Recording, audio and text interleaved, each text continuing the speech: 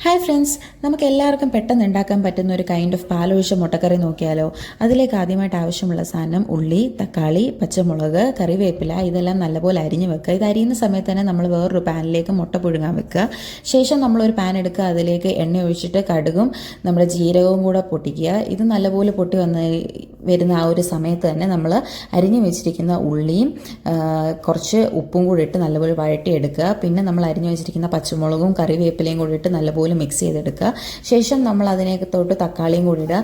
ഇതിനിടയ്ക്ക് നമ്മൾ ginger garlic പേസ്റ്റും കൂടി ഇടണം, ഞാനത് കാണിക്കാൻ മറന്നുപോയതാണ് കേട്ടോ. ഇതെല്ലാം നല്ലപോലെ വഴണ്ടതിന് ശേഷം അതൊന്ന് മിക്സിയുടെ ജാറിലിട്ട് ഒന്ന് ക്രഷ് ചെയ്തെടുക്കുക. ശേഷം നമ്മളത് ആ പാനിലേക്ക് തന്നെ ഒഴിച്ച് അതിനകത്തോട്ട് നമ്മൾ ആവശ്യമുള്ള മസാലകളെല്ലാം ഇടുക.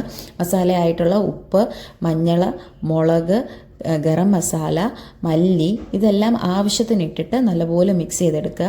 മിക്സ് ചെയ്ത് നമ്മൾ അതിനകത്ത് നിന്ന് എണ്ണ തെളിയുന്ന ഒരു സമയമാകുമ്പോഴത്തേക്ക് നമ്മൾ ബോയിൽ ചെയ്ത് വെച്ചിരിക്കുന്ന മുട്ടയെല്ലാം ഒന്നിട്ട് നല്ലപോലെ അതുമായിട്ട് മിക്സ് ചെയ്തെടുക്കുക. അതിനകത്തെല്ലാം ഒന്ന് ഫില്ലായതിന് ശേഷം നമ്മൾ 1 കപ്പ് പശുവും പാലാണ് ഇതിട്ട് ഒഴിച്ചിരിക്കുന്നത്.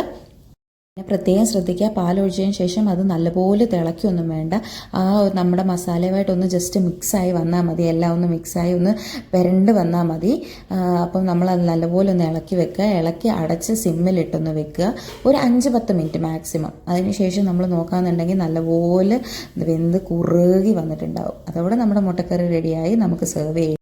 എല്ലാവരും ട്രൈ ചെയ്തിട്ട് എങ്ങനെയുണ്ടെന്ന് പറയണേ. Okay, bye, thanks for watching.